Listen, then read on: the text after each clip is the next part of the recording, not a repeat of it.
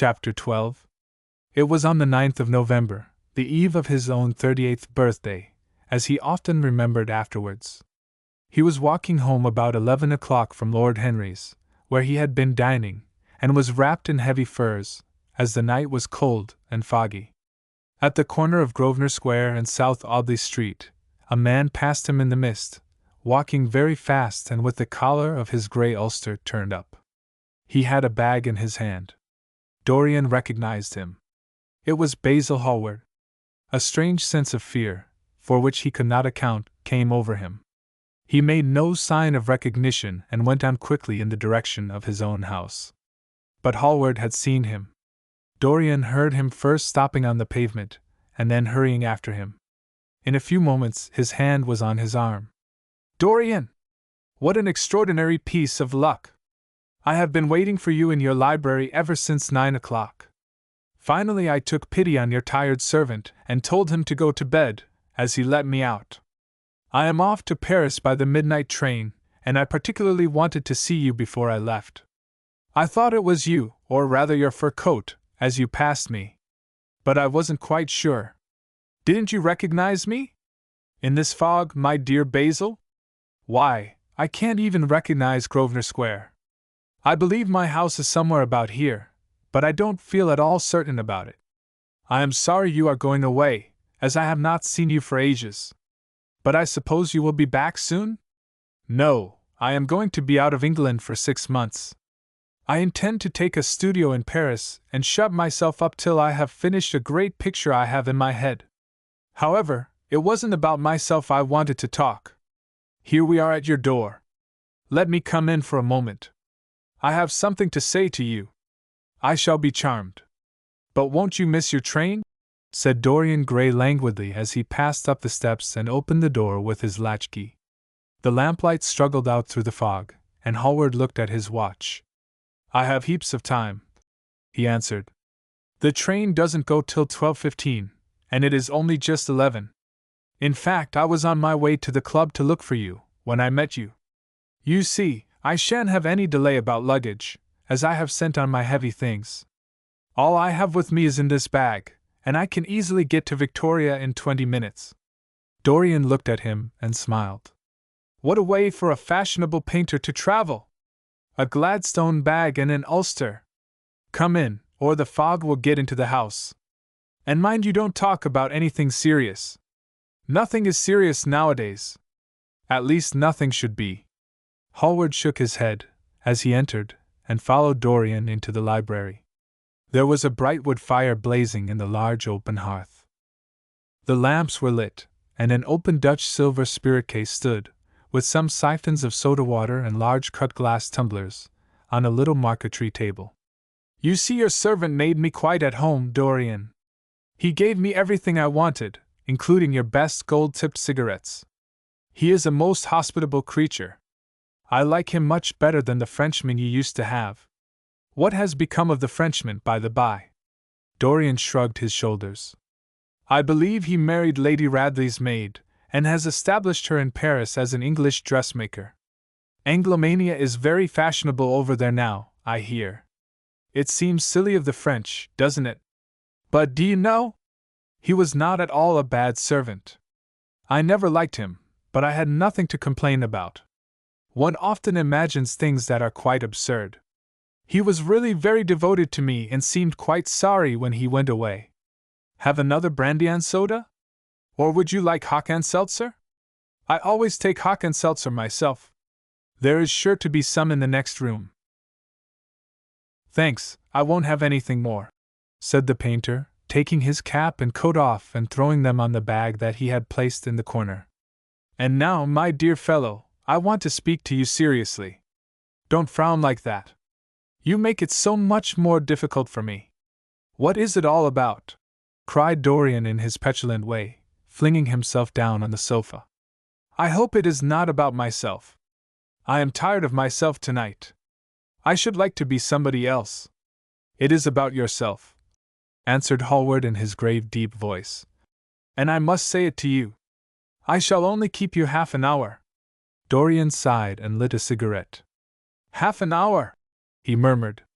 It is not much to ask of you, Dorian, and it is entirely for your own sake that I am speaking. I think it right that you should know that the most dreadful things are being said against you in London. I don't wish to know anything about them. I love scandals about other people, but scandals about myself don't interest me. They have not got the charm of novelty. They must interest you, Dorian. Every gentleman is interested in his good name. You don't want people to talk of you as something vile and degraded. Of course, you have your position, and your wealth, and all that kind of thing. But position and wealth are not everything. Mind you, I don't believe these rumors at all. At least, I can't believe them when I see you. Sin is the thing that writes itself across a man's face. It cannot be concealed. People talk sometimes of secret vices. There are no such things. If a wretched man has a vice, it shows itself in the lines of his mouth, the droop of his eyelids, the molding of his hands even. Somebody, I won't mention his name, but you know him, came to me last year to have his portrait done. I had never seen him before, and had never heard anything about him at the time, though I have heard a good deal since. He offered an extravagant price. I refused him. There was something in the shape of his fingers that I hated. I know now that I was quite right in what I fancied about him. His life is dreadful. But you, Dorian, with your pure, bright, innocent face, and your marvelous untroubled youth, I can't believe anything against you.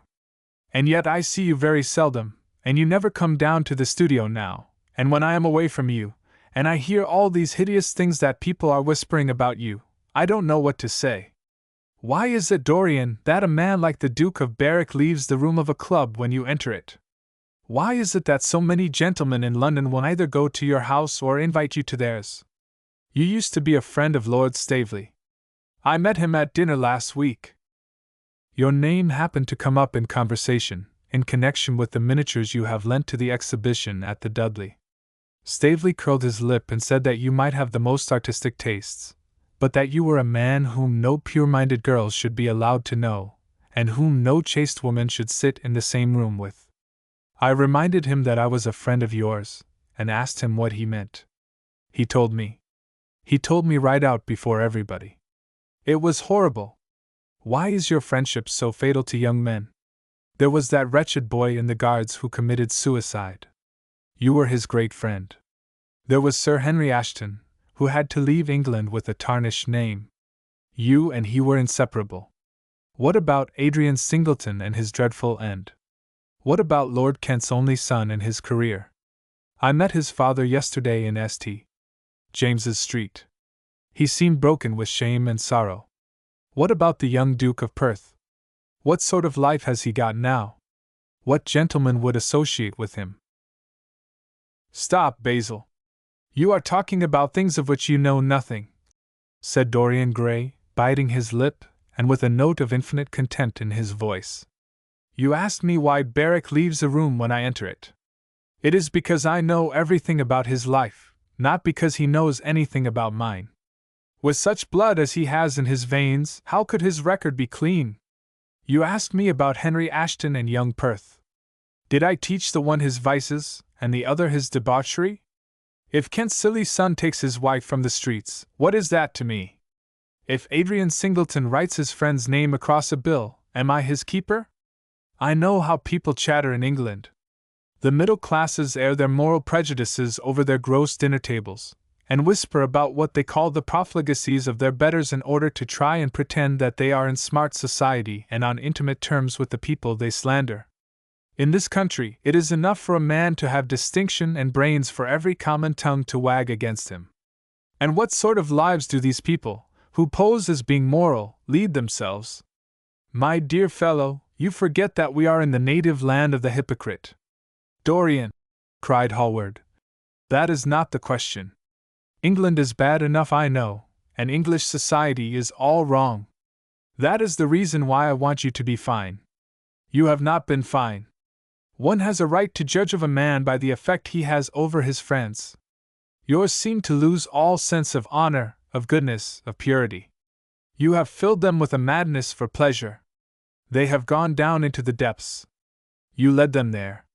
Yes, you led them there, and yet you can smile, as you are smiling now. And there is worse behind. I know you and Harry are inseparable.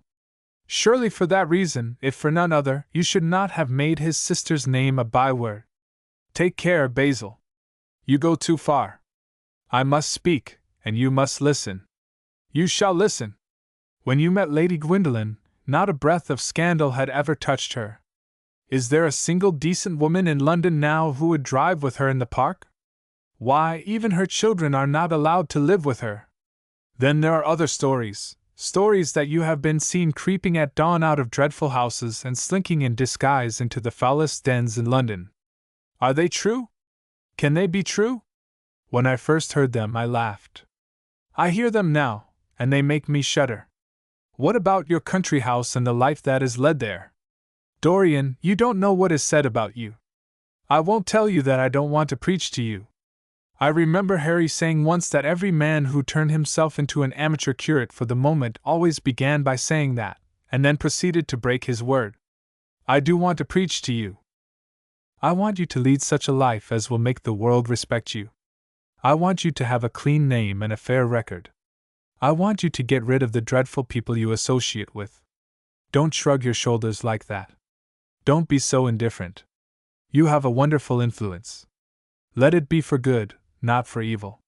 They say that you corrupt every one with whom you become intimate, and that it is quite sufficient for you to enter a house for shame of some kind to follow after. I don't know whether it is so or not. How should I know? But it is said of you. I am told things that it seems impossible to doubt. Lord Gloucester was one of my greatest friends at Oxford. He showed me a letter that his wife had written to him when she was dying alone in her villa at Mentone. Your name was implicated in the most terrible confession I ever read. I told him that it was absurd, that I knew you thoroughly and that you were incapable of anything of the kind. Know you? I wonder, do I know you? Before I could answer that, I should have to see your soul. To see my soul, muttered Dorian Gray, starting up from the sofa and turning almost white from fear. Yes, answered Hallward gravely, and with deep-toned sorrow in his voice. To see your soul. But only God can do that. A bitter laugh of mockery broke from the lips of the younger man. You shall see it yourself, tonight, he cried, seizing a lamp from the table. Come, it is your own handiwork. Why shouldn't you look at it? You can tell the world all about it afterwards if you choose. Nobody would believe you. If they did believe you, they would like me all the better for it. I know the age better than you do, though you will prate about it so tediously. Come, I tell you. You have chattered enough about corruption. Now you shall look on it face to face. There was the madness of pride in every word he uttered. He stamped his foot upon the ground in his boyish, insolent manner. He felt a terrible joy at the thought that someone else was to share his secret, and that the man who had painted the portrait that was the origin of all his shame was to be burdened for the rest of his life with the hideous memory of what he had done. Yes, he continued, coming closer to him and looking steadfastly into his stern eyes, I shall show you my soul. You shall see the thing that you fancy only God can see. Hallward started back. This is blasphemy, Dorian, he cried. You must not say things like that. They are horrible, and they don't mean anything. You think so? He laughed again. I know so. As for what I said to you tonight, I said it for your good. You know I have been always a stanch friend to you. Don't touch me. Finish what you have to say. A twisted flash of pain shot across the painter's face. He paused for a moment, and a wild feeling of pity came over him. After all, what right had he to pry into the life of Dorian Gray? If he had done a tithe of what was rumored about him, how much he must have suffered! Then he straightened himself up, and walked over to the fireplace, and stood there, looking at the burning logs with their frost-like ashes and their throbbing cores of flame. I am waiting, Basil, said the young man in a hard, clear voice. He turned round. What I have to say is this, he cried. You must give me some answer to these horrible charges that are made against you. If you tell me that they are absolutely untrue from beginning to end, I shall believe you. Deny them, Dorian, deny them. Can't you see what I am going through? My God! Don't tell me that you are bad, and corrupt and shameful." Dorian Gray smiled. There was a curl of contempt in his lips.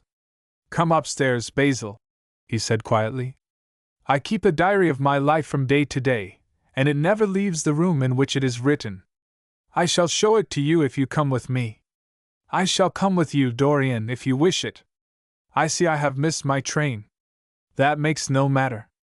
I can go tomorrow. But don't ask me to read anything tonight. All I want is a plain answer to my question. That shall be given to you upstairs.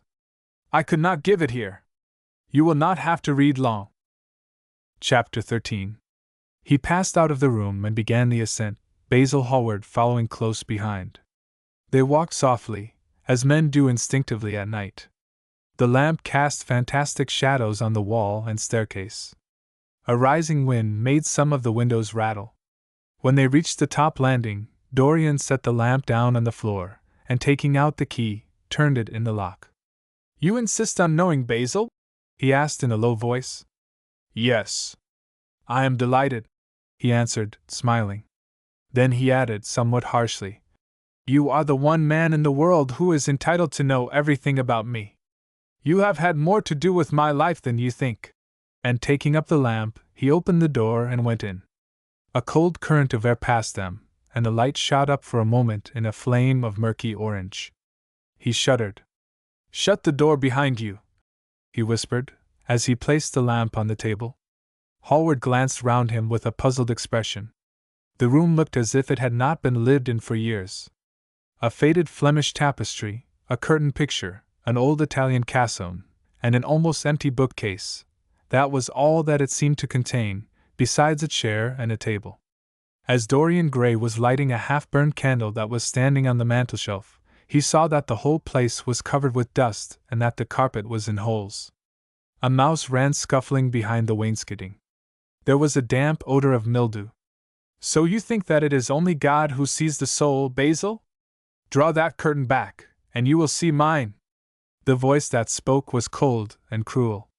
"You are mad, Dorian, or playing a part," muttered Hallward, frowning. "You won't? Then I must do it myself," said the young man, and he tore the curtain from its rod and flung it on the ground. An exclamation of horror broke from the painter's lips as he saw in the dim light the hideous face on the canvas grinning at him. There was something in its expression that filled him with disgust and loathing. Good heavens! It was Dorian Gray's own face that he was looking at. The horror, whatever it was, had not yet entirely spoiled that marvelous beauty. There was still some gold in the thinning hair and some scarlet on the sensual mouth.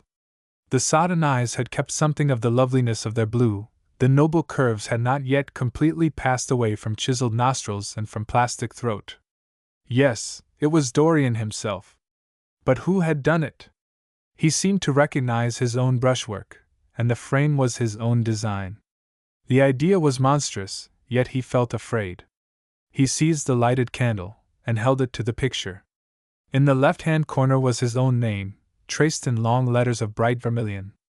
It was some foul parody, some infamous ignoble satire. He had never done that. Still, it was his own picture. He knew it, and he felt as if his blood had changed in a moment from fire to sluggish ice. His own picture! What did it mean? Why had it altered? He turned and looked at Dorian Gray with the eyes of a sick man. His mouth twitched, and his parched tongue seemed unable to articulate. He passed his hand across his forehead. It was dank with clammy sweat. The young man was leaning against the mantelshelf, watching him with that strange expression that one sees on the faces of those who are absorbed in a play when some great artist is acting. There was neither real sorrow in it nor real joy. There was simply the passion of the spectator, with perhaps a flicker of triumph in his eyes. He had taken the flower out of his coat, and was smelling it, or pretending to do so. "What does this mean?" cried Hallward at last. His own voice sounded shrill and curious in his ears. "Years ago, when I was a boy," said Dorian Gray, crushing the flower in his hand, "you met me, flattered me, and taught me to be vain of my good looks. One day you introduced me to a friend of yours, who explained to me the wonder of youth, and you finished a portrait of me that revealed to me the wonder of beauty. In a mad moment that, even now, I don't know whether I regret or not, I made a wish, perhaps you would call it a prayer. I remember it. Oh, how well I remember it! No! The thing is impossible. The room is damp. Mildew has got into the canvas. The paints I used had some wretched mineral poison in them. I tell you the thing is impossible. Ah, what is impossible? Murmured the young man, going over to the window and leaning his forehead against the cold, mist-stained glass. You told me you had destroyed it. I was wrong. It has destroyed me. I don't believe it is my picture. Can't you see your ideal in it? Said Dorian bitterly. My ideal, as you call it. As you called it. There was nothing evil in it, nothing shameful. You were to me such an ideal as I shall never meet again. This is the face of a satyr. It is the face of my soul. Christ! What a thing I must have worshipped! It has the eyes of a devil. Each of us has heaven and hell in him, Basil, cried Dorian with a wild gesture of despair. Hallward turned again to the portrait and gazed at it. My God! If it is true, he exclaimed, and this is what you have done with your life, why, you must be worse even than those who talk against you fancy you to be. He held the light up again to the canvas and examined it. The surface seemed to be quite undisturbed and as he had left it. It was from within, apparently, that the foulness and horror had come. Through some strange quickening of inner life the leprosies of sin were slowly eating the thing away. The rotting of a corpse in a watery grave was not so fearful. His hand shook, and the candle fell from its socket on the floor and lay there sputtering. He placed his foot on it and put it out. Then he flung himself into the rickety chair that was standing by the table and buried his face in his hands.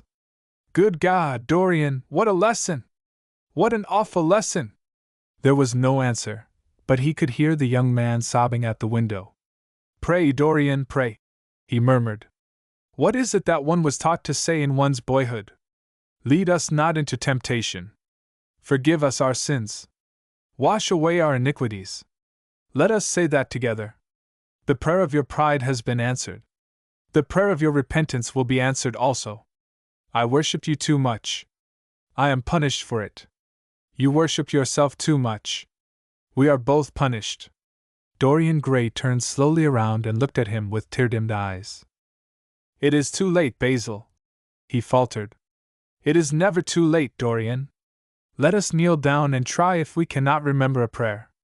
Isn't there a verse somewhere, though your sins be as scarlet, yet I will make them as white as snow? Those words mean nothing to me now. Hush! Don't say that. You have done enough evil in your life. My God! Don't you see that accursed thing leering at us? Dorian Gray glanced at the picture, and suddenly an uncontrollable feeling of hatred for Basil Hallward came over him, as though it had been suggested to him by the image on the canvas, whispered into his ear by those grinning lips. The mad passions of a hunted animal stirred within him, and he loathed the man who was seated at the table, more than in his whole life he had ever loathed anything. He glanced wildly around. Something glimmered on the top of the painted chest that faced him. His eye fell on it. He knew what it was. It was a knife that he had brought up, some days before, to cut a piece of cord, and had forgotten to take away with him. He moved slowly towards it, passing Hallward as he did so. As soon as he got behind him, he seized it and turned round. Hallward stirred in his chair as if he was going to rise. He rushed at him and dug the knife into the great vein that is behind the ear, crushing the man's head down on the table and stabbing again and again. There was a stifled groan and the horrible sound of someone choking with blood. 3 times the outstretched arms shot up convulsively, waving grotesque, stiff-fingered hands in the air. He stabbed him twice more, but the man did not move. Something began to trickle on the floor. He waited for a moment, still pressing the head down. Then he threw the knife on the table, and listened. He could hear nothing but the drip, drip on the threadbare carpet. He opened the door and went out on the landing. The house was absolutely quiet. No one was about. For a few seconds he stood bending over the balustrade and peering down into the black seething well of darkness. Then he took out the key and returned to the room, locking himself in as he did so. The thing was still seated in the chair, straining over the table with bowed head and humped back and long fantastic arms. Had it not been for the red jagged tear in the neck and the clotted black pool that was slowly widening on the table, one would have said that the man was simply asleep. How quickly it had all been done! He felt strangely calm, and walking over to the window, opened it and stepped out on the balcony. The wind had blown the fog away, and the sky was like a monstrous peacock's tail, starred with myriads of golden eyes. He looked down and saw the policeman going his rounds and flashing the long beam of his lantern on the doors of the silent houses. The crimson spot of a prowling hansom gleamed at the corner, and then vanished. A woman in a fluttering shawl was creeping slowly by the railings, staggering as she went. Now and then she stopped and peered back. Once, she began to sing in a hoarse voice. The policeman strolled over and said something to her. She stumbled away, laughing. A bitter blast swept across the square. The gas lamps flickered and became blue, and the leafless trees shook their black iron branches to and fro. He shivered and went back, closing the window behind him. Having reached the door, he turned the key and opened it. He did not even glance at the murdered man. He felt that the secret of the whole thing was not to realize the situation. The friend who had painted the fatal portrait to which all his misery had been due had gone out of his life. That was enough. Then he remembered the lamp.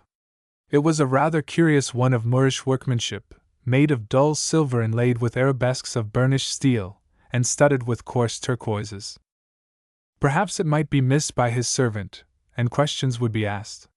He hesitated for a moment, then he turned back and took it from the table. He could not help seeing the dead thing. How still it was! How horribly white the long hands looked! It was like a dreadful wax image. Having locked the door behind him, he crept quietly downstairs. The woodwork creaked and seemed to cry out as if in pain. He stopped several times and waited. No, everything was still. It was merely the sound of his own footsteps. When he reached the library, he saw the bag and coat in the corner. They must be hidden away somewhere. He unlocked a secret press that was in the wainscoting, a press in which he kept his own curious disguises, and put them into it. He could easily burn them afterwards. Then he pulled out his watch. It was 20 minutes to 2. He sat down and began to think. Every year, every month, almost, men were strangled in England for what he had done. There had been a madness of murder in the air. Some red star had come too close to the earth. And yet, what evidence was there against him? Basil Hallward had left the house at 11. No one had seen him come in again. Most of the servants were at Selby Royal. His valet had gone to bed. Paris! Yes. It was to Paris that Basil had gone, and by the midnight train, as he had intended. With his curious reserved habits, it would be months before any suspicions would be roused. Months! Everything could be destroyed long before then. A sudden thought struck him. He put on his fur coat and hat and went out into the hall. There he paused, hearing the slow, heavy tread of the policeman on the pavement outside and seeing the flash of the bull's eye reflected in the window. He waited and held his breath. After a few moments he drew back the latch and slipped out, shutting the door very gently behind him. Then he began ringing the bell. In about 5 minutes his valet appeared, half-dressed and looking very drowsy. "I am sorry to have had to wake you up, Francis," he said, stepping in. "But I had forgotten my latchkey." "What time is it?" 10 minutes past 2, sir," answered the man, looking at the clock and blinking. 10 minutes past 2? How horribly late! You must wake me at 9 tomorrow. I have some work to do. All right, sir. Did any one call this evening? Mr. Hallward, sir. He stayed here till 11, and then went away to catch his train. Oh. I am sorry I didn't see him. Did he leave any message? No, sir, except that he would write to you from Paris, if he did not find you at the club. That will do, Francis.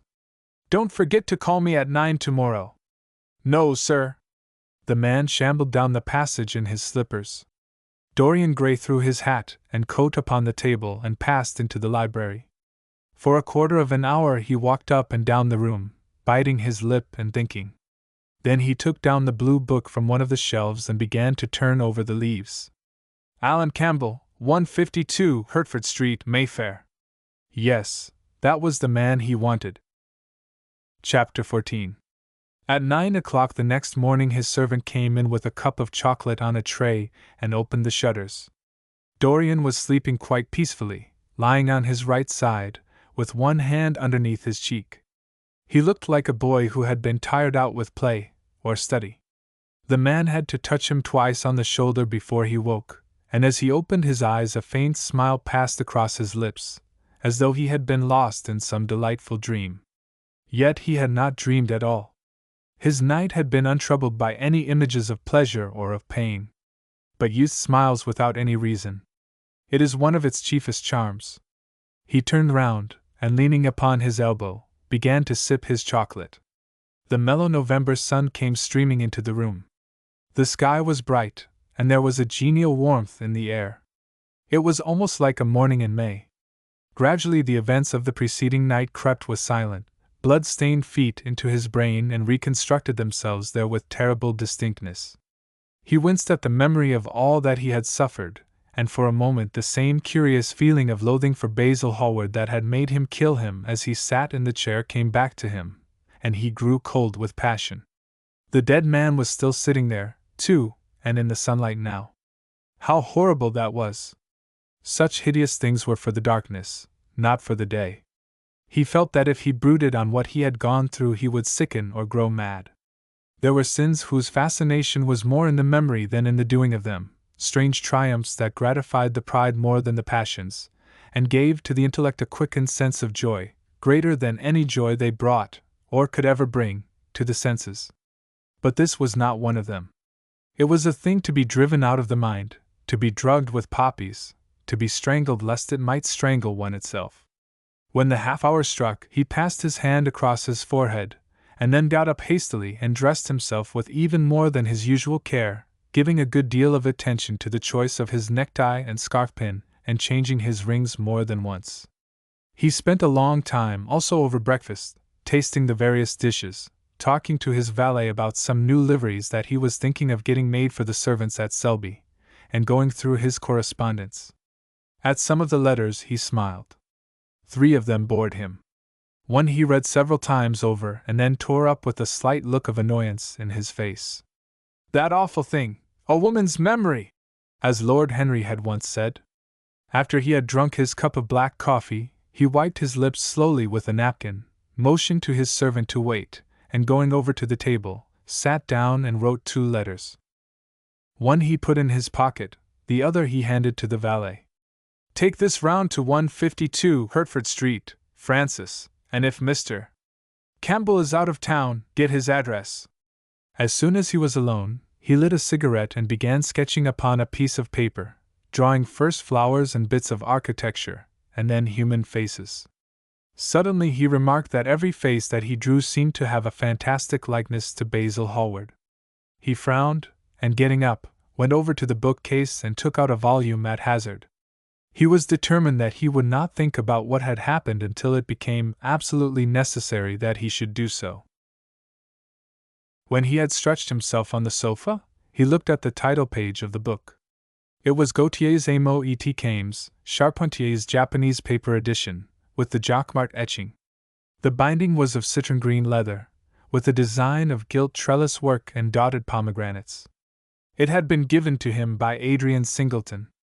As he turned over the pages, his eye fell on the poem about the hand of Lacenaire, the cold yellow hand. Du supplice encore mal lavé, with its downy red hairs and its doigts de faune. He glanced at his own white taper fingers, shuddering slightly in spite of himself, and passed on, till he came to those lovely stanzas upon Venice. Sur une gamme chromatique, le Seine de Paris ruisselant, la Venus de l'Adriatique sort de l'eau sun cor rose et blanc. Les domes, sur l'Aza de Andes servant la phrase au per canter, s'enflant comme de gorges rondes que solive un super d'amour. Lesquif aboard et me depose, jetant son amaro pilaire, devant un façade rose, sur le marbre d'un escalier. How exquisite they were! As one read them, one seemed to be floating down the green waterways of the pink and pearl city, seated in a black gondola with silver prow and trailing curtains. The mere lines looked to him like those straight lines of turquoise blue that follow one as one pushes out to the Lido. The sudden flashes of color reminded him of the gleam of the opal and iris-throated birds that flutter round the tall honeycombed campanile, or stalk, with such stately grace, through the dim, dust-stained arcades. Leaning back with half-closed eyes, he kept saying over and over to himself, Devant un façade rose sur le marbre d'un escalier. The whole of Venice was in those two lines. He remembered the autumn that he had passed there, and a wonderful love that had stirred him to mad, delightful follies. There was romance in every place.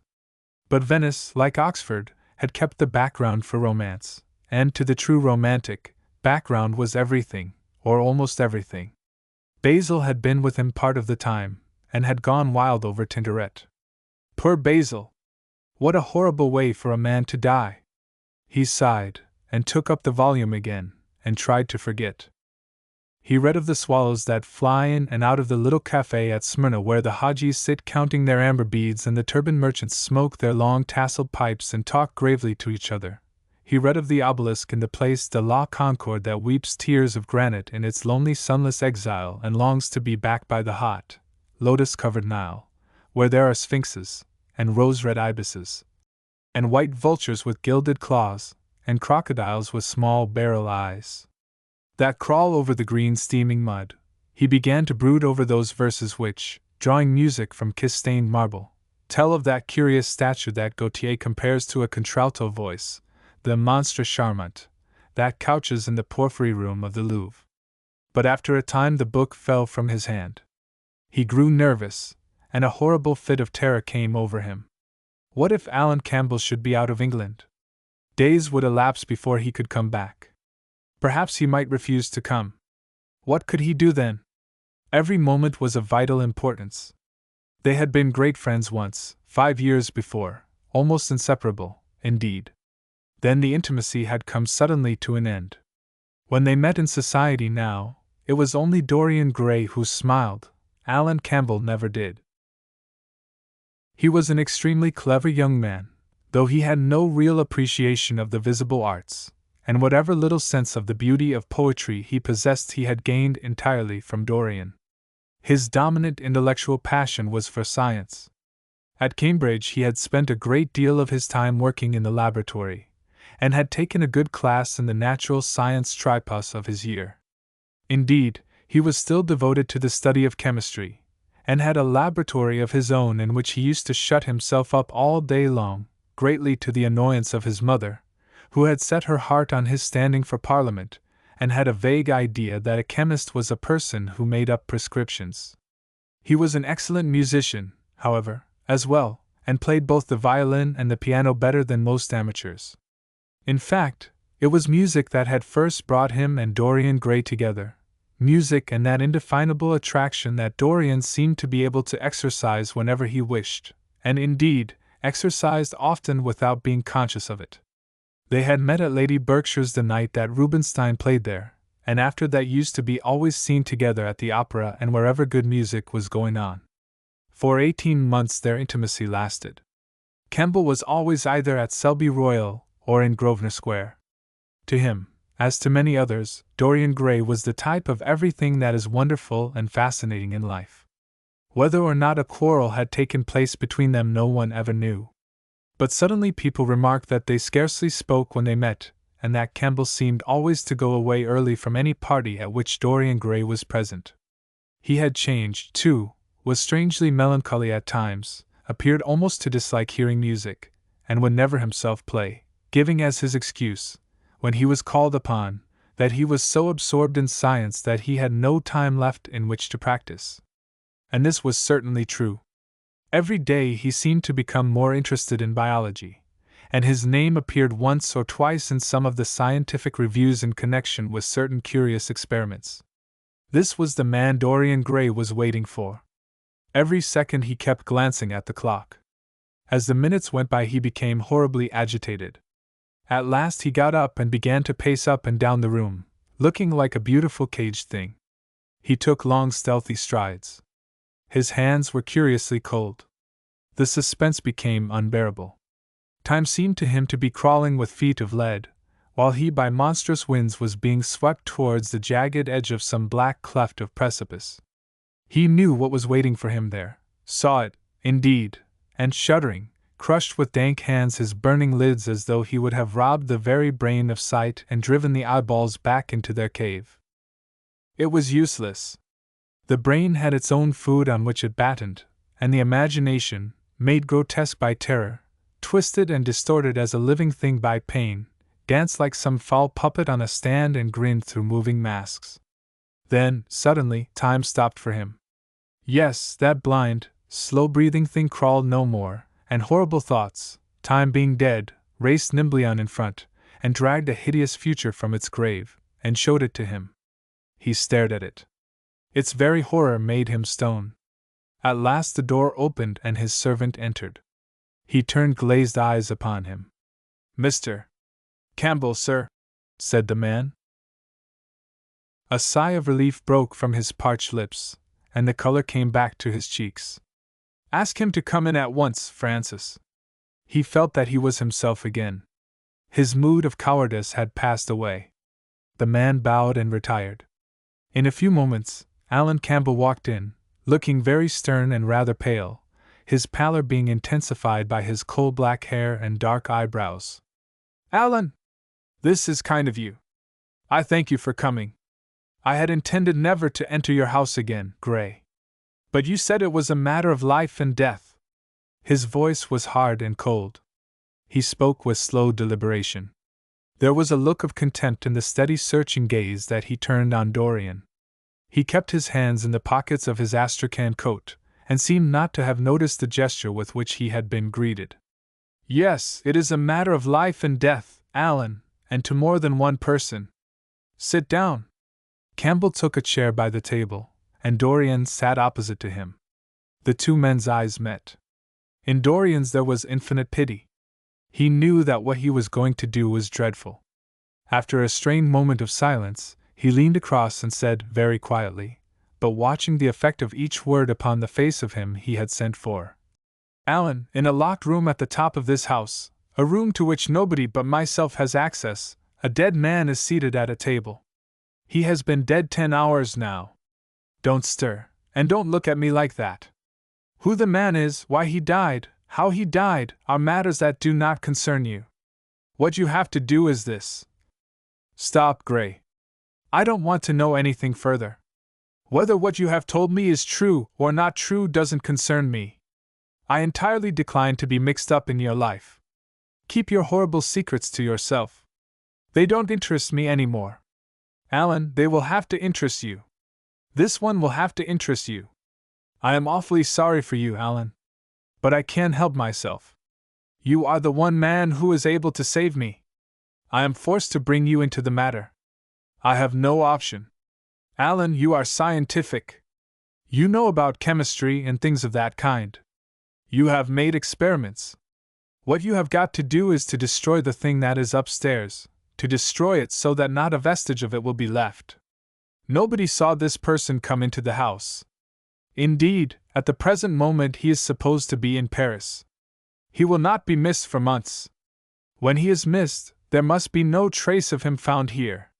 You, Alan, you must change him, and everything that belongs to him, into a handful of ashes that I may scatter in the air. You are mad, Dorian. Ah, I was waiting for you to call me Dorian. You are mad, I tell you, mad to imagine that I would raise a finger to help you, mad to make this monstrous confession. I will have nothing to do with this matter, whatever it is. Do you think I am going to peril my reputation for you? What is it to me what devil's work you are up to? It was suicide, Alan. I am glad of that. But who drove him to it? You, I should fancy. Do you still refuse to do this for me? Of course I refuse. I will have absolutely nothing to do with it. I don't care what shame comes on you. You deserve it all. I should not be sorry to see you disgraced, publicly disgraced. How dare you ask me, of all men in the world, to mix myself up in this horror? I should have thought you knew more about people's characters. Your friend Lord Henry Wotton can't have taught you much about psychology, whatever else he has taught you. Nothing will induce me to stir a step to help you. You have come to the wrong man. Go to some of your friends. Don't come to me. Alan, it was murder. I killed him. You don't know what he had made me suffer. Whatever my life is, he had more to do with the making or the marring of it than poor Harry has had. He may not have intended it, the result was the same. Murder! Good God, Dorian, is that what you have come to? I shall not inform upon you. It is not my business. Besides, without my stirring in the matter, you are certain to be arrested. Nobody ever commits a crime without doing something stupid. But I will have nothing to do with it. You must have something to do with it. Wait a moment, listen to me. Only listen, Alan. All I ask of you is to perform a certain scientific experiment. You go to hospitals and dead houses, and the horrors that you do there don't affect you. If in some hideous dissecting room or fetid laboratory you found this man lying on a leaden table with red gutters scooped out in it for the blood to flow through, you would simply look upon him as an admirable subject. You would not turn a hair. You would not believe that you were doing anything wrong. On the contrary, you would probably feel that you were benefiting the human race, or increasing the sum of knowledge in the world, or gratifying intellectual curiosity, or something of that kind. What I want you to do is merely what you have often done before. Indeed, to destroy a body must be far less horrible than what you are accustomed to work at. And remember, it is the only piece of evidence against me. If it is discovered, I am lost, and it is sure to be discovered unless you help me. I have no desire to help you. You forget that. I am simply indifferent to the whole thing. It has nothing to do with me. Alan, I entreat you. Think of the position I am in. Just before you came, I almost fainted with terror. You may know terror yourself some day. No! Don't think of that. Look at the matter purely from the scientific point of view. You don't inquire where the dead things on which you experiment come from. Don't inquire now. I have told you too much as it is. But I beg of you to do this. We were friends once, Alan. Don't speak about those days, Dorian, they are dead. The dead linger sometimes. The man upstairs will not go away. He is sitting at the table with bowed head and outstretched arms. Alan! Alan! If you don't come to my assistance, I am ruined. Why, they will hang me, Alan! Don't you understand? They will hang me for what I have done. There is no good in prolonging this scene. I absolutely refuse to do anything in the matter. It is insane of you to ask me. You refuse? Yes. I entreat you, Alan. It is useless. The same look of pity came into Dorian Gray's eyes. Then he stretched out his hand, took a piece of paper, and wrote something on it. He read it over twice, folded it carefully, and pushed it across the table. Having done this, he got up and went over to the window. Campbell looked at him in surprise, and then took up the paper and opened it.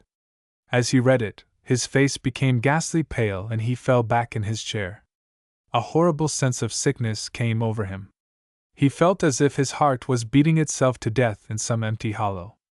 After 2 or 3 minutes of terrible silence, Dorian turned round and came and stood behind him, putting his hand upon his shoulder.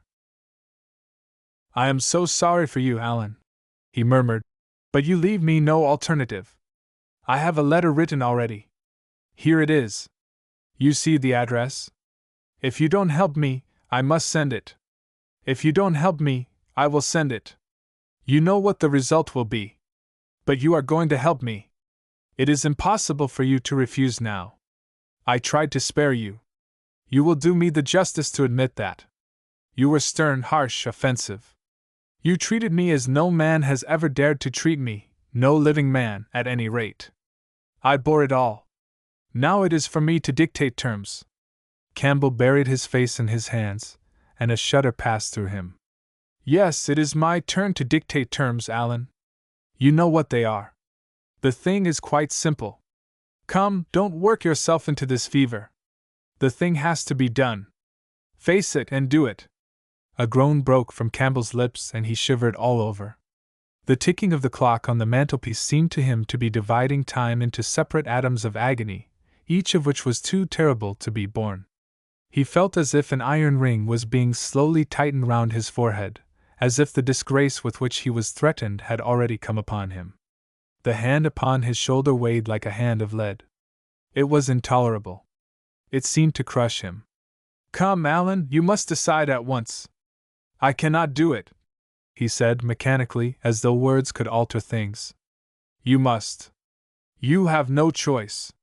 Don't delay. He hesitated a moment. Is there a fire in the room upstairs? Yes, there is a gas fire with asbestos. I shall have to go home and get some things from the laboratory. No, Alan, you must not leave the house. Write out on a sheet of notepaper what you want, and my servant will take a cab and bring the things back to you. Campbell scrawled a few lines, blotted them, and addressed an envelope to his assistant. Dorian took the note up and read it carefully. Then he rang the bell and gave it to his valet, with orders to return as soon as possible and to bring the things with him. As the hall door shut, Campbell started nervously, and having got up from the chair, went over to the chimney-piece. He was shivering with a kind of ague. For nearly 20 minutes neither of the men spoke. A fly buzzed noisily about the room, and the ticking of the clock was like the beat of a hammer. As the chime struck 1, Campbell turned round, and looking at Dorian Gray, saw that his eyes were filled with tears. There was something in the purity and refinement of that sad face that seemed to enrage him. You are infamous, absolutely infamous, he muttered. Hush, Alan. You have saved my life, said Dorian. Your life? Good heavens! What a life that is! You have gone from corruption to corruption, and now you have culminated in crime. In doing what I am going to do, what you force me to do, it is not of your life that I am thinking. Ah, Alan, murmured Dorian with a sigh. I wish you had 1,000th part of the pity for me that I have for you. He turned away as he spoke and stood looking out at the garden. Campbell made no answer. After about 10 minutes a knock came to the door, and the servant entered, carrying a large mahogany chest of chemicals, with a long coil of steel and platinum wire and 2 rather curiously shaped iron clamps. Shall I leave the things here, sir? He asked Campbell. Yes, said Dorian. And I am afraid, Francis, that I have another errand for you. What is the name of the man at Richmond who supplies Selby with orchids? Hardin, sir. Yes, Hardin. You must go down to Richmond at once, see Hardin personally, and tell him to send twice as many orchids as I ordered, and to have as few white ones as possible. In fact, I don't want any white ones. It is a lovely day, Francis, and Richmond is a very pretty place, otherwise I wouldn't bother you about it. No trouble, sir. At what time shall I be back? Dorian looked at Campbell. How long will your experiment take, Alan? He said in a calm, indifferent voice. The presence of a third person in the room seemed to give him extraordinary courage. Campbell frowned and bit his lip. It will take about 5 hours, he answered. It will be time enough, then, if you are back at 7:30, Francis. Or stay, just leave my things out for dressing. You can have the evening to yourself. I am not dining at home, so I shall not want you. Thank you, sir, said the man, leaving the room. Now, Alan, there is not a moment to be lost. How heavy this chest is! I'll take it for you. You bring the other things. He spoke rapidly and in an authoritative manner. Campbell felt dominated by him. They left the room together. When they reached the top landing, Dorian took out the key and turned it in the lock. Then he stopped, and a troubled look came into his eyes. He shuddered. I don't think I can go in, Alan, he murmured. It is nothing to me. I don't require you, said Campbell coldly. Dorian half opened the door. As he did so, he saw the face of his portrait leering in the sunlight. On the floor in front of it the torn curtain was lying. He remembered that the night before he had forgotten, for the first time in his life, to hide the fatal canvas, and was about to rush forward, when he drew back with a shudder. What was that loathsome red dew that gleamed, wet and glistening, on one of the hands, as though the canvas had sweated blood? How horrible it was! More horrible, it seemed to him for the moment, than the silent thing that he knew was stretched across the table, the thing whose grotesque misshapen shadow on the spotted carpet showed him that it had not stirred, but was still there, as he had left it. He heaved a deep breath, opened the door a little wider, and with half-closed eyes and averted head, walked quickly in, determined that he would not look even once upon the dead man. Then, stooping down and taking up the gold and purple hanging, he flung it right over the picture. There he stopped, feeling afraid to turn round, and his eyes fixed themselves on the intricacies of the pattern before him. He heard Campbell bringing in the heavy chest, and the irons, and the other things that he had required for his dreadful work. He began to wonder if he and Basil Hallward had ever met, and if so, what they had thought of each other. "Leave me now," said a stern voice behind him. He turned and hurried out, just conscious that the dead man had been thrust back into the chair and that Campbell was gazing into a glistening yellow face. As he was going downstairs, he heard the key being turned in the lock. It was long after 7 when Campbell came back into the library. He was pale, but absolutely calm. "I have done what you asked me to do," he muttered. "And now goodbye. Let us never see each other again. You have saved me from ruin, Alan." "I cannot forget that," said Dorian simply. As soon as Campbell had left, he went upstairs. There was a horrible smell of nitric acid in the room. But the thing that had been sitting at the table was gone. Chapter 15. That evening, at 8:30, exquisitely dressed and wearing a large buttonhole of Parma violets, Dorian Gray was ushered into Lady Narborough's drawing-room by bowing servants. His forehead was throbbing with maddened nerves, and he felt wildly excited, but his manner as he bent over his hostess's hand was as easy and graceful as ever. Perhaps one never seems so much at one's ease as when one has to play a part. Certainly no one looking at Dorian Gray that night could have believed that he had passed through a tragedy as horrible as any tragedy of our age. Those finely shaped fingers could never have clutched a knife for sin, nor those smiling lips have cried out on God and goodness.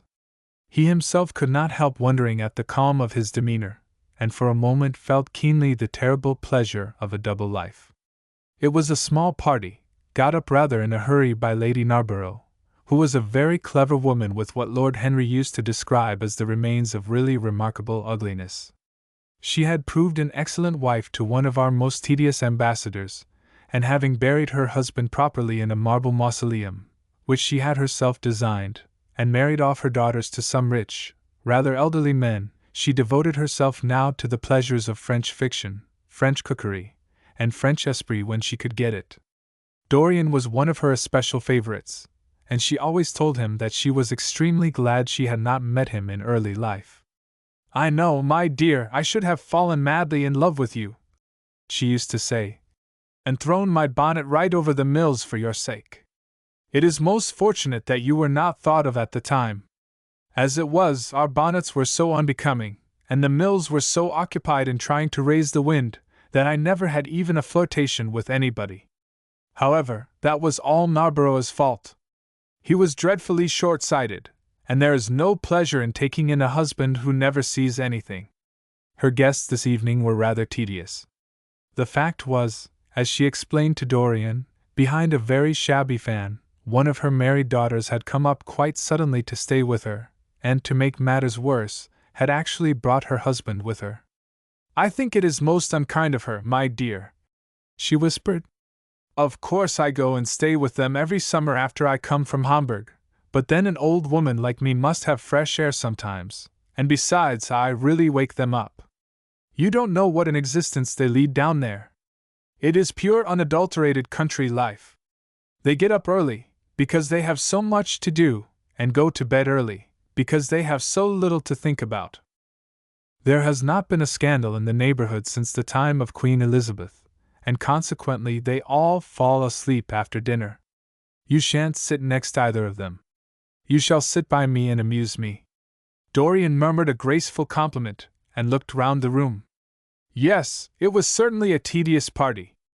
Two of the people he had never seen before, and the others consisted of Ernest Harrowden, one of those middle-aged mediocrities so common in London clubs who have no enemies, but are thoroughly disliked by their friends, Lady Ruxton, an overdressed woman of 47, with a hooked nose, who was always trying to get herself compromised, but was so peculiarly plain that to her great disappointment no one would ever believe anything against her, Mrs. Erlyn, a pushing nobody, with a delightful lisp and Venetian red hair, Lady Alice Chapman, his hostess's daughter, a dowdy dull girl, with one of those characteristic British faces that, once seen, are never remembered, and her husband, a red-cheeked, white-whiskered creature who, like so many of his class, was under the impression that inordinate joviality can atone for an entire lack of ideas. He was rather sorry he had come, till Lady Narborough, looking at the great ormolu gilt clock that sprawled in gaudy curves on the mauve-draped mantelshelf, exclaimed, "How horrid of Henry Wotton to be so late! I sent round to him this morning on chance, and he promised faithfully not to disappoint me." It was some consolation that Harry was to be there, and when the door opened and he heard his slow musical voice lending charm to some insincere apology, he ceased to feel bored. But at dinner he could not eat anything. Plate after plate went away untasted. Lady Narborough kept scolding him for what she called an insult to poor Adolphe, who invented the menu specially for you. And now and then Lord Henry looked across at him, wondering at his silence and abstracted manner. From time to time the butler filled his glass with champagne. He drank eagerly, and his thirst seemed to increase. "Dorian," said Lord Henry at last, as the chaud-froid was being handed round, "what is the matter with you tonight? You are quite out of sorts." "I believe he is in love," cried Lady Narborough, "and that he is afraid to tell me for fear I should be jealous. He is quite right. I certainly should." "Dear Lady Narborough," murmured Dorian, smiling, "I have not been in love for a whole week, not, in fact, since Madame de Ferrol left town." "How you men can fall in love with that woman!" exclaimed the old lady. "I really cannot understand it." "It is simply because she remembers you when you were a little girl, Lady Narborough," said Lord Henry. "She is the one link between us and your short frocks." "She does not remember my short frocks at all, Lord Henry. But I remember her very well at Vienna 30 years ago, and how décolletée she was then." "She is still décolletée," he answered, taking an olive in his long fingers. "And when she is in a very smart gown she looks like an edition de luxe of a bad French novel. She is really wonderful, and full of surprises. Her capacity for family affection is extraordinary. When her third husband died, her hair turned quite gold from grief." "How can you, Harry?" cried Dorian. "It is a most romantic explanation," laughed the hostess. "But her third husband, Lord Henry? You don't mean to say Ferrol is the fourth?" "Certainly, Lady Narborough." "I don't believe a word of it." "Well, ask Mr. Gray. He is one of her most intimate friends." "Is it true, Mr. Gray?" "She assures me so, Lady Narborough," said Dorian. "I asked her whether, like Marguerite de Navarre, she had their hearts embalmed and hung at her girdle. She told me she didn't, because none of them had had any hearts at all. 4 husbands! Upon my word that is trop de zèle. Trop d'audace, I tell her," said Dorian. "Oh! She is audacious enough for anything, my dear." "And what is Ferrol like?" "I don't know him. The husbands of very beautiful women belong to the criminal classes," said Lord Henry, sipping his wine. Lady Narborough hit him with her fan. "Lord Henry, I am not at all surprised that the world says that you are extremely wicked." "But what world says that?" asked Lord Henry, elevating his eyebrows. "It can only be the next world. This world and I are on excellent terms. Everybody I know says you are very wicked," cried the old lady, shaking her head. Lord Henry looked serious for some moments. "It is perfectly monstrous," he said at last, "the way people go about nowadays saying things against one behind one's back that are absolutely and entirely true." "Isn't he incorrigible?" cried Dorian, leaning forward in his chair. "I hope so," said his hostess, laughing. But really, if you all worship Madame de Ferrol in this ridiculous way, I shall have to marry again so as to be in the fashion. You will never marry again, Lady Narborough, broke in Lord Henry. You were far too happy. When a woman marries again, it is because she detested her first husband. When a man marries again, it is because he adored his first wife. Women try their luck, men risk theirs. Narborough wasn't perfect, cried the old lady. If he had been, you would not have loved him, my dear lady, was the rejoinder. Women love us for our defects. If we have enough of them, they will forgive us everything, even our intellects. You will never ask me to dinner again after saying this, I am afraid, Lady Narborough, but it is quite true. Of course it is true, Lord Henry. If we women did not love you for your defects, where would you all be? Not one of you would ever be married. You would be a set of unfortunate bachelors. Not, however, that would alter you much. Nowadays all the married men live like bachelors, and all the bachelors like married men. Fin de siècle, murmured Lord Henry. Fin du globe, answered his hostess. I wish it were fin du globe, said Dorian with a sigh. Life is a great disappointment. Ah, my dear, cried Lady Narborough, putting on her gloves. Don't tell me that you have exhausted life. When a man says that, one knows that life has exhausted him. Lord Henry is very wicked, and I sometimes wish that I had been, but you are made to be good, you look so good. I must find you a nice wife. Lord Henry, don't you think that Mr. Gray should get married? I am always telling him so, Lady Narborough, said Lord Henry with a bow. Well, we must look out for a suitable match for him. I shall go through Debrett carefully tonight and draw out a list of all the eligible young ladies. With their ages, Lady Narborough? Asked Dorian. Of course, with their ages, slightly edited. But nothing must be done in a hurry. I want it to be what the Morning Post calls a suitable alliance, and I want you both to be happy. What nonsense people talk about happy marriages! Exclaimed Lord Henry. A man can be happy with any woman, as long as he does not love her. Ah! What a cynic you are! Cried the old lady, pushing back her chair and nodding to Lady Ruxton. You must come and dine with me soon again. You are really an admirable tonic, much better than what Sir Andrew prescribes for me. You must tell me what people you would like to meet, though. I want it to be a delightful gathering. I like men who have a future and women who have a past, he answered. Or do you think that would make it a petticoat party? I fear so, she said, laughing as she stood up. 1,000 pardons, my dear Lady Ruxton, she added. I didn't see you hadn't finished your cigarette. Never mind, Lady Narborough. I smoke a great deal too much. I am going to limit myself for the future. Pray don't, Lady Ruxton, said Lord Henry. Moderation is a fatal thing. Enough is as bad as a meal. More than enough is as good as a feast. Lady Ruxton glanced at him curiously. You must come and explain that to me some afternoon, Lord Henry.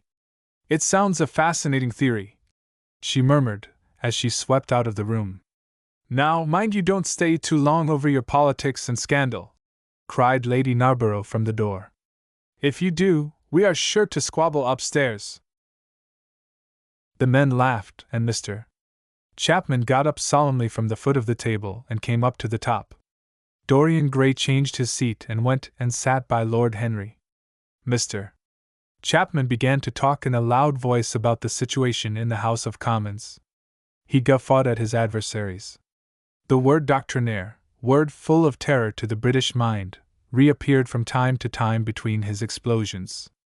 An alliterative prefix served as an ornament of oratory. He hoisted the Union Jack on the pinnacles of thought. The inherited stupidity of the race, sound English common sense he jovially termed it, was shown to be the proper bulwark for society. A smile curved Lord Henry's lips, and he turned round and looked at Dorian. Are you better, my dear fellow? He asked. You seemed rather out of sorts at dinner. I am quite well, Harry. I am tired.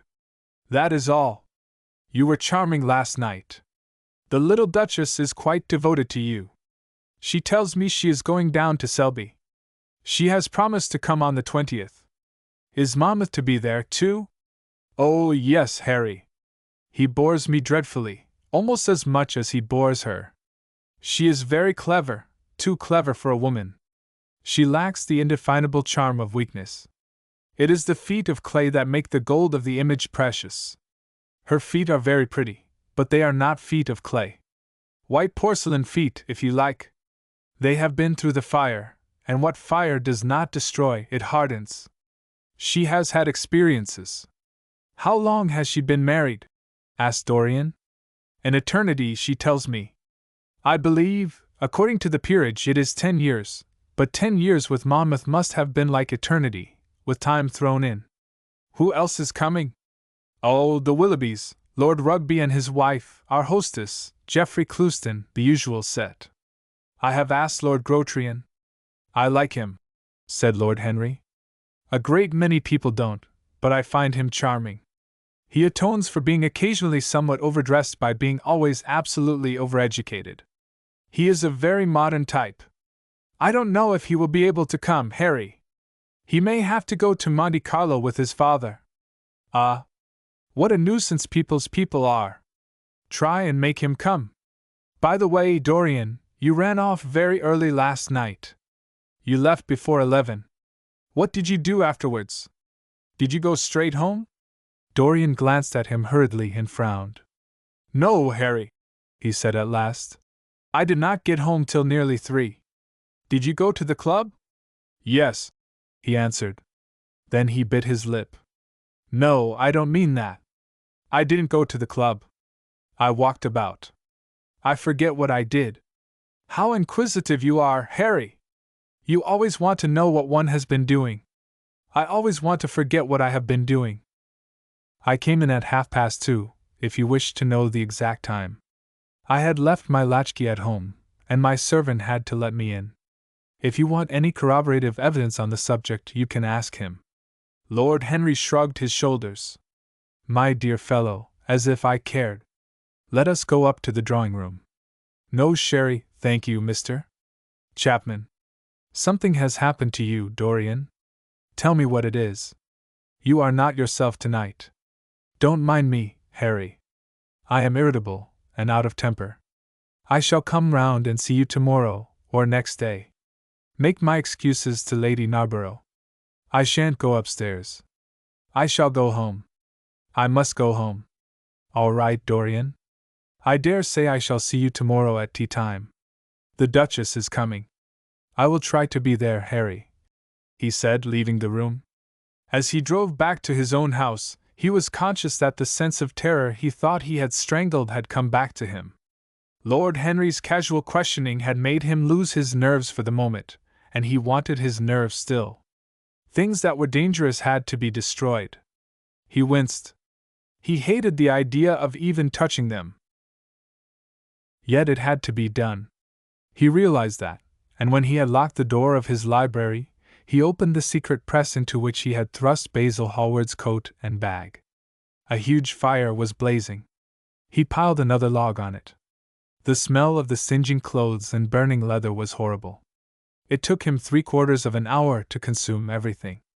At the end he felt faint and sick, and having lit some Algerian pastilles in a pierced copper brazier, he bathed his hands and forehead with a cool musk-scented vinegar. Suddenly he started. His eyes grew strangely bright, and he gnawed nervously at his underlip.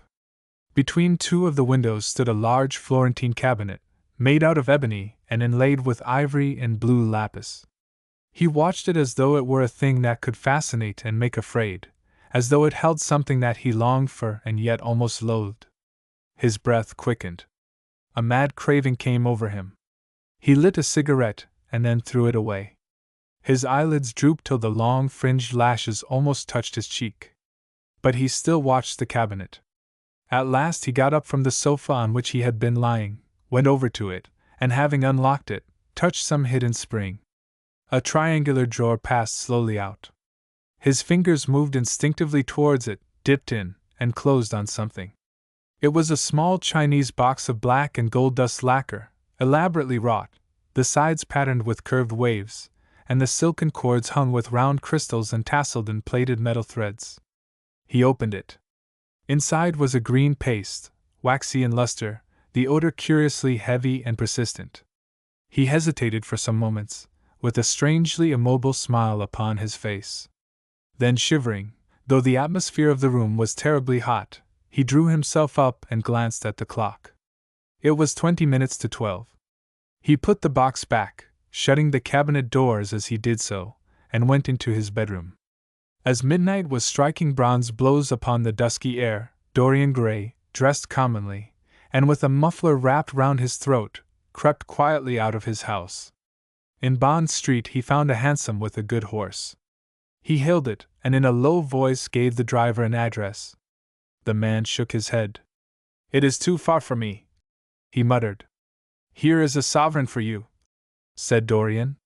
"You shall have another if you drive fast." "All right, sir," answered the man. "You will be there in an hour." And after his fare had gotten, he turned his horse round and drove rapidly towards the river. Chapter 16. A cold rain began to fall, and the blurred street lamps looked ghastly in the dripping mist. The public houses were just closing, and dim men and women were clustering in broken groups round their doors. From some of the bars came the sound of horrible laughter. In others, drunkards brawled and screamed. Lying back in the hansom, with his hat pulled over his forehead, Dorian Gray watched with listless eyes the sordid shame of the great city, and now and then he repeated to himself the words that Lord Henry had said to him on the first day they had met. To cure the soul by means of the senses, and the senses by means of the soul. Yes, that was the secret. He had often tried it, and would try it again now. There were opium dens where one could buy oblivion, dens of horror where the memory of old sins could be destroyed by the madness of sins that were new. The moon hung low in the sky like a yellow skull. From time to time a huge misshapen cloud stretched a long arm across and hid it. The gas lamps grew fewer, and the streets more narrow and gloomy. Once the man lost his way and had to drive back half a mile. A steam rose from the horse as it splashed up the puddles. The side windows of the hansom were clogged with a grey flannel mist. To cure the soul by means of the senses, and the senses by means of the soul! How the words rang in his ears! His soul, certainly, was sick to death. Was it true that the senses could cure it? Innocent blood had been spilled. What could atone for that? Ah! For that there was no atonement, but though forgiveness was impossible, forgetfulness was possible still, and he was determined to forget, to stamp the thing out, to crush it as one would crush the adder that had stung one. Indeed, what right had Basil to have spoken to him as he had done? Who had made him a judge over others? He had said things that were dreadful, horrible, not to be endured. On and on plodded the hansom, going slower, it seemed to him, at each step. He thrust up the trap and called to the man to drive faster. The hideous hunger for opium began to gnaw at him. His throat burned and his delicate hands twitched nervously together. He struck at the horse madly with his stick. The driver laughed and whipped up. He laughed in answer, and the man was silent. The way seemed interminable, and the streets like the black web of some sprawling spider. The monotony became unbearable, and as the mist thickened, he felt afraid. Then they passed by lonely brickfields. The fog was lighter here, and he could see the strange, bottle-shaped kilns with their orange, fan-like tongues of fire. A dog barked as they went by, and far away in the darkness some wandering seagull screamed. The horse stumbled in a rut, then swerved aside and broke into a gallop. After some time they left the clay road and rattled again over rough-paven streets. Most of the windows were dark, but now and then fantastic shadows were silhouetted against some lamplit blind. He watched them curiously.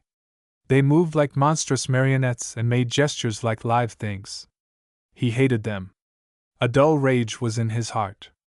As they turned a corner, a woman yelled something at them from an open door, and two men ran after the hansom for about 100 yards. The driver beat at them with his whip. It is said that passion makes one think in a circle. Certainly with hideous iteration the bitten lips of Dorian Gray shaped and reshaped those subtle words that dealt with soul and sense, till he had found in them the full expression, as it were, of his mood, and justified by intellectual approval, passions that without such justification would still have dominated his temper. From cell to cell of his brain crept the one thought, and the wild desire to live, most terrible of all man's appetites, quickened into force each trembling nerve and fiber. Ugliness that had once been hateful to him because it made things real, became dear to him now for that very reason. Ugliness was the one reality. The coarse brawl, the loathsome den, the crude violence of disordered life, the very vileness of thief and outcast, were more vivid, in their intense actuality of impression, than all the gracious shapes of art, the dreamy shadows of song. They were what he needed for forgetfulness. In 3 days he would be free. Suddenly the man drew up with a jerk at the top of a dark lane. Over the low roofs and jagged chimney stacks of the houses rose the black masts of ships. Wreaths of white mist clung like ghostly sails to the yards. "Somewhere about here, sir, ain't it?" he asked huskily through the trap. Dorian started and peered round. "This will do," he answered, and having got out hastily and given the driver the extra fare he had promised him, he walked quickly in the direction of the quay. Here and there a lantern gleamed at the stern of some huge merchantman. The light shook and splintered in the puddles. A red glare came from an outward-bound steamer that was coaling. The slimy pavement looked like a wet mackintosh. He hurried on towards the left, glancing back now and then to see if he was being followed. In about 7 or 8 minutes he reached a small shabby house that was wedged in between 2 gaunt factories. In one of the top windows stood a lamp. He stopped and gave a peculiar knock. After a little time he heard steps in the passage and the chain being unhooked. The door opened quietly, and he went in without saying a word to the squat misshapen figure that flattened itself into the shadow as he passed. At the end of the hall hung a tattered green curtain that swayed and shook in the gusty wind which had followed him in from the street. He dragged it aside and entered a long low room which looked as if it had once been a third-rate dancing saloon. Shrill flaring gas jets, dulled and distorted in the fly-blown mirrors that faced them, were ranged round the walls.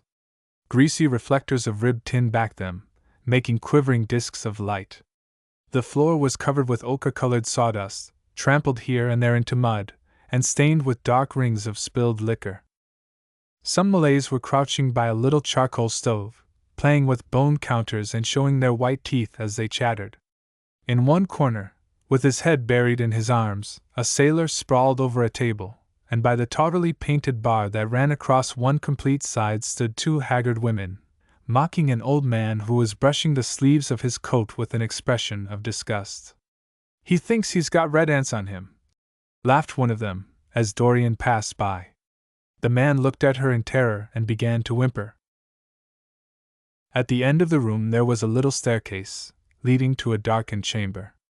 As Dorian hurried up its 3 rickety steps, the heavy odor of opium met him. He heaved a deep breath, and his nostrils quivered with pleasure. When he entered, a young man with smooth yellow hair, who was bending over a lamp lighting a long thin pipe, looked up at him and nodded in a hesitating manner. "You here, Adrian?" muttered Dorian. "Where else should I be?" he answered, listlessly. "None of the chaps will speak to me now. I thought you had left England. Darlington is not going to do anything. My brother paid the bill at last. George doesn't speak to me either. I don't care," he added with a sigh. "As long as one has this stuff, one doesn't want friends. I think I have had too many friends." Dorian winced and looked round at the grotesque things that lay in such fantastic postures on the ragged mattresses. The twisted limbs, the gaping mouths, the staring lusterless eyes, fascinated him. He knew in what strange heavens they were suffering, and what dull hells were teaching them the secret of some new joy. They were better off than he was. He was prisoned in thought. Memory, like a horrible malady, was eating his soul away. From time to time he seemed to see the eyes of Basil Hallward looking at him. Yet he felt he could not stay. The presence of Adrian Singleton troubled him. He wanted to be where no one would know who he was. He wanted to escape from himself. "I am going on to the other place," he said after a pause. "On the wharf?" "Yes. That mad cat is sure to be there. They won't have her in this place now." Dorian shrugged his shoulders. I am sick of women who love one. Women who hate one are much more interesting. Besides, the stuff is better. Much the same. I like it better. Come and have something to drink. I must have something. I don't want anything, murmured the young man. Never mind. Adrian Singleton rose up wearily and followed Dorian to the bar. A half-caste, in a ragged turban and a shabby ulster, grinned a hideous greeting as he thrust a bottle of brandy and 2 tumblers in front of them. The women sidled up and began to chatter. Dorian turned his back on them and said something in a low voice to Adrian Singleton. A crooked smile, like a Malay crease, writhed across the face of one of the women. We are very proud tonight, she sneered. For God's sake, don't talk to me, cried Dorian, stamping his foot on the ground. What do you want? Money? Here it is. Don't ever talk to me again. 2 red sparks flashed for a moment in the woman's sodden eyes, then flickered out and left them dull and glazed. She tossed her head and raked the coins off the counter with greedy fingers. Her companion watched her enviously. It's no use, sighed Adrian Singleton. I don't care to go back. What does it matter? I am quite happy here. You will write to me if you want anything, won't you? Said Dorian after a pause.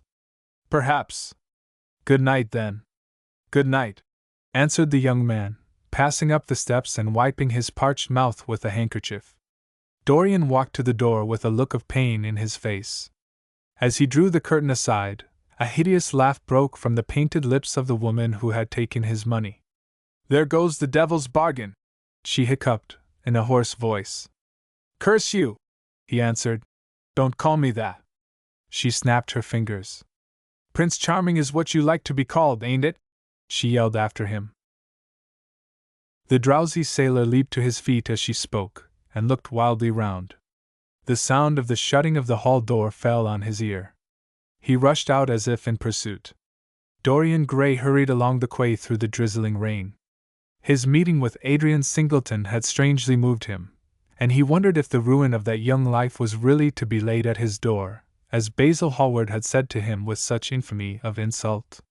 He bit his lip, and for a few seconds his eyes grew sad. Yet, after all, what did it matter to him? One's days were too brief to take the burden of another's errors on one's shoulders.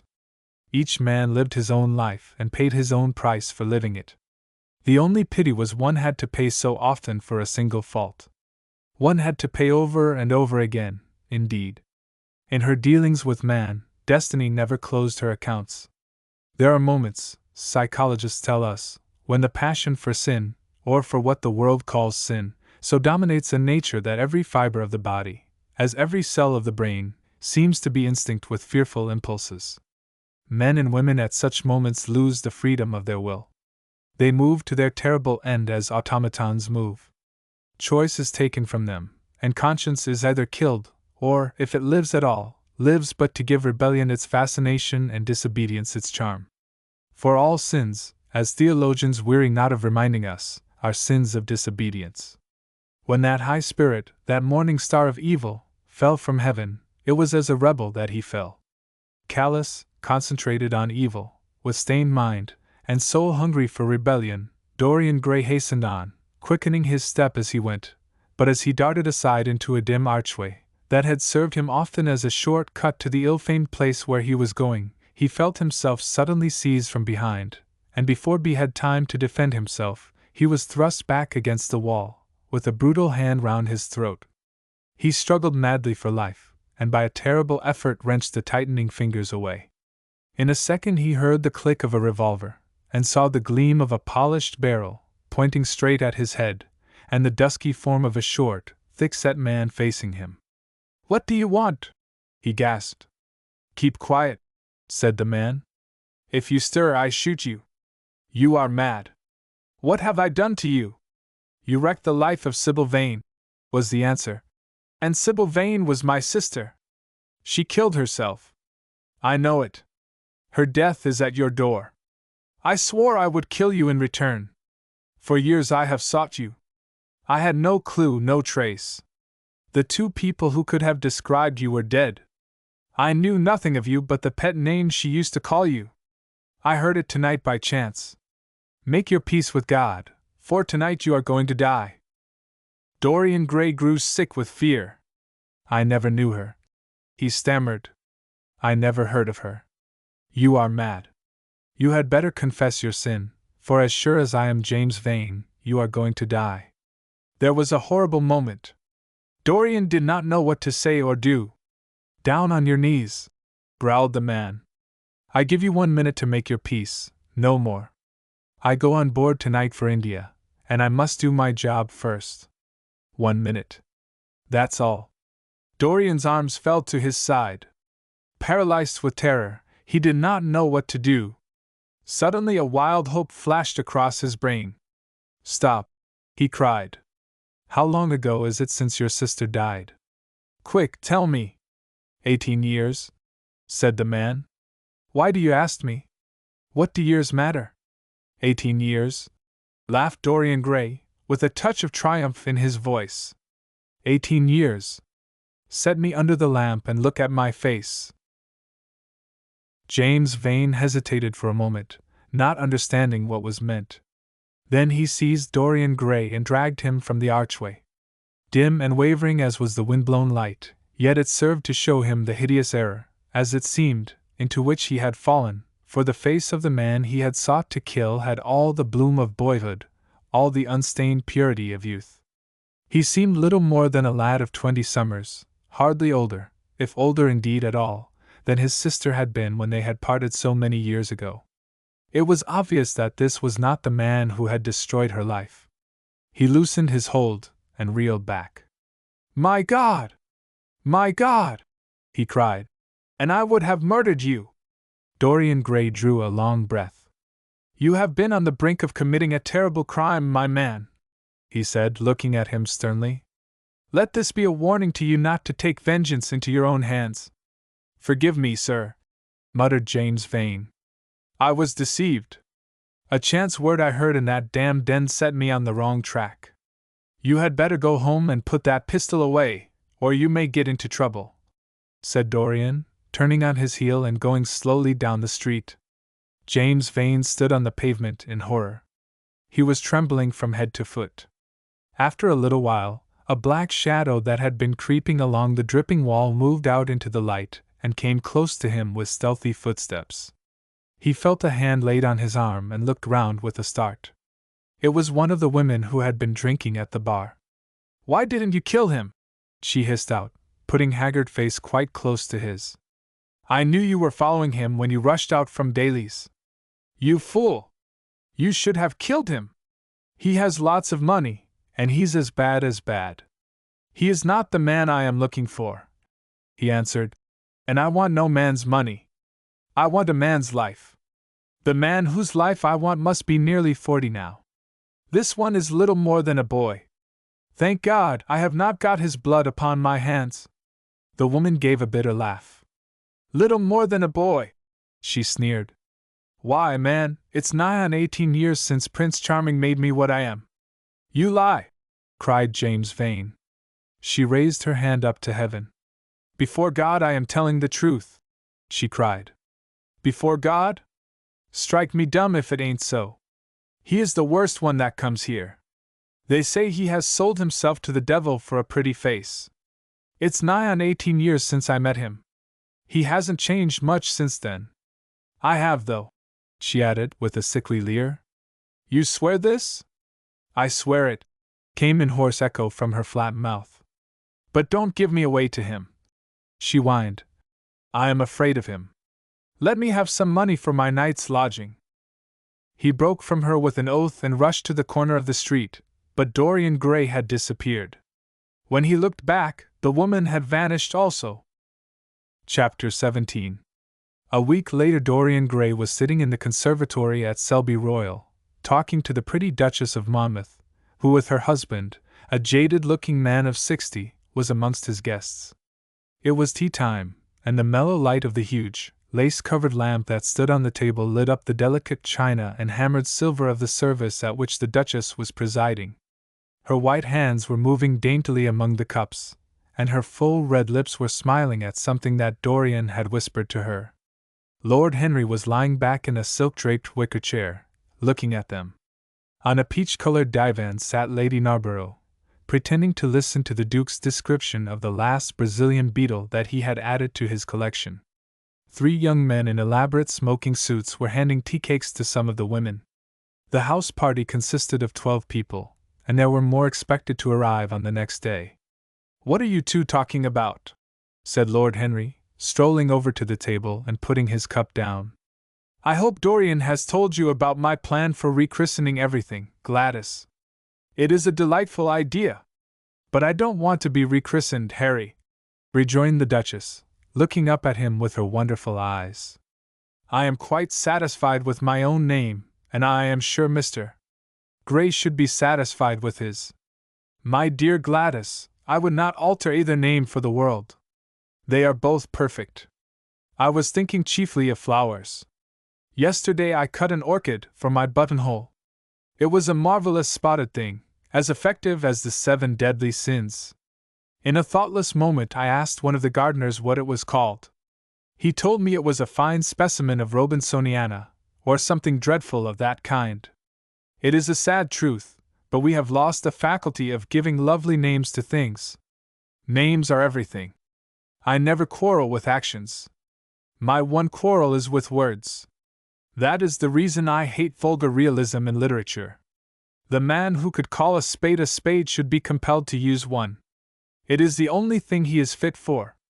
Then what should we call you, Harry? She asked. His name is Prince Paradox, said Dorian. I recognize him in a flash, exclaimed the Duchess. I won't hear of it, laughed Lord Henry, sinking into a chair. From a label there is no escape. I refuse the title. Royalties may not abdicate, fell as a warning from pretty lips. You wish me to defend my throne, then? Yes. I give the truths of tomorrow. I prefer the mistakes of today, she answered. You disarm me, Gladys, he cried, catching the wilfulness of her mood. Of your shield, Harry, not of your spear. I never tilt against beauty, he said with a wave of his hand. That is your error, Harry, believe me. You value beauty far too much. How can you say that? I admit that I think that it is better to be beautiful than to be good. But on the other hand, no one is more ready than I am to acknowledge that it is better to be good than to be ugly. Ugliness is one of the 7 deadly sins, then? Cried the Duchess. What becomes of your simile about the orchid? Ugliness is one of the 7 deadly virtues, Gladys. You, as a good Tory, must not underrate them. Beer, the Bible, and the 7 deadly virtues have made our England what she is. You don't like your country, then? She asked. I live in it. That you may censure it the better. Would you have me take the verdict of Europe on it? He inquired. What do they say of us? That Tartuffe has emigrated to England and opened a shop. Is that yours, Harry? I give it to you. I could not use it. It is too true. You need not be afraid. Our countrymen never recognize a description. They are practical. They are more cunning than practical. When they make up their ledger, they balance stupidity by wealth, and vice by hypocrisy. Still, we have done great things. Great things have been thrust on us, Gladys. We have carried their burden. Only as far as the stock exchange. She shook her head. I believe in the race, she cried. It represents the survival of the pushing. It has development. Decay fascinates me more. What of art? She asked. It is a malady. Love? An illusion. Religion? The fashionable substitute for belief. You are a skeptic. Never. Skepticism is the beginning of faith. What are you? To define is to limit. Give me a clue. Thread snap. You would lose your way in the labyrinth. You bewilder me. Let us talk of someone else. Our host is a delightful topic. Years ago he was christened Prince Charming. Ah, don't remind me of that, cried Dorian Gray. Our host is rather horrid this evening, answered the Duchess, coloring. I believe he thinks that Monmouth married me on purely scientific principles as the best specimen he could find of a modern butterfly. Well, I hope he won't stick pins into you, Duchess, laughed Dorian. Oh, my maid does that already, Mr. Gray, when she is annoyed with me. And what does she get annoyed with you about, Duchess? For the most trivial things, Mr. Gray, I assure you. Usually because I come in at 10 minutes to 9 and tell her that I must be dressed by 8:30. How unreasonable of her! You should give her warning. I daren't, Mr. Gray. Why, she invents hats for me. You remember the one I wore at Lady Hillstone's garden party? You don't, but it is nice of you to pretend that you do. Well, she made it out of nothing. All good hats are made out of nothing. Like all good reputations, Gladys, interrupted Lord Henry. Every effect that one produces gives one an enemy. To be popular, one must be a mediocrity. Not with women, said the Duchess, shaking her head. And women rule the world. I assure you we can't bear mediocrities. We women, as someone says, love with our ears, just as you men love with your eyes, if you ever love at all. It seems to me that we never do anything else, murmured Dorian. Ah, then, you never really love, Mr. Gray, answered the Duchess with mock sadness. My dear Gladys, cried Lord Henry. How can you say that? Romance lives by repetition, and repetition converts an appetite into an art. Besides, each time that one loves is the only time one has ever loved. Difference of object does not alter singleness of passion. It merely intensifies it. We can have in life but one great experience at best, and the secret of life is to reproduce that experience as often as possible. Even when one has been wounded by it, Harry? Asked the Duchess after a pause. Especially when one has been wounded by it, answered Lord Henry. The Duchess turned and looked at Dorian Gray with a curious expression in her eyes. What do you say to that, Mr. Gray? She inquired. Dorian hesitated for a moment. Then he threw his head back and laughed. I always agree with Harry, Duchess. Even when he is wrong? Harry is never wrong, Duchess. And does his philosophy make you happy? I have never searched for happiness. Who wants happiness? I have searched for pleasure. And found it, Mr. Gray? Often. Too often. The Duchess sighed. I am searching for peace, she said. And if I don't go and dress, I shall have none this evening. Let me get you some orchids, Duchess, cried Dorian, starting to his feet and walking down the conservatory. You are flirting disgracefully with him, said Lord Henry to his cousin. You had better take care. He is very fascinating. If he were not, there would be no battle. Greek meets Greek, then? I am on the side of the Trojans. They fought for a woman. They were defeated. There are worse things than capture, she answered. You gallop with a loose rein. Pace gives life, was the riposte. I shall write it in my diary tonight. What? That a burnt child loves the fire. I am not even singed. My wings are untouched. You use them for everything except flight. Courage has passed from men to women. It is a new experience for us. You have a rival. Who? He laughed. Lady Narborough, he whispered. She perfectly adores him. You fill me with apprehension. The appeal to antiquity is fatal to us who are romanticists. Romanticists! You have all the methods of science. Men have educated us, but not explained you. Describe us as a sex, was her challenge. Sphinxes without secrets. She looked at him, smiling. How long Mr. Gray is, she said. Let us go and help him. I have not yet told him the color of my frock. Ah, you must suit your frock to his flowers, Gladys. That would be a premature surrender. Romantic art begins with its climax. I must keep an opportunity for retreat. In the Parthian manner? They found safety in the desert. I could not do that. Women are not always allowed a choice, he answered, but hardly had he finished the sentence before from the far end of the conservatory came a stifled groan, followed by the dull sound of a heavy fall. Everybody started up. The Duchess stood motionless in horror. And with fear in his eyes, Lord Henry rushed through the flapping palms to find Dorian Gray lying face downwards on the tiled floor in a death-like swoon. He was carried at once into the blue drawing-room and laid upon one of the sofas. After a short time, he came to himself and looked round with a dazed expression. "What has happened?" he asked.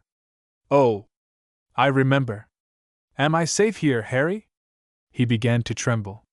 "My dear Dorian," answered Lord Henry, "you merely fainted. That was all. You must have overtired yourself. You had better not come down to dinner. I will take your place." "No, I will come down," he said, struggling to his feet. "I would rather come down. I must not be alone." He went to his room and dressed. There was a wild recklessness of gaiety in his manner as he sat at table, but now and then a thrill of terror ran through him when he remembered that, pressed against the window of the conservatory, like a white handkerchief, he had seen the face of James Vane watching him.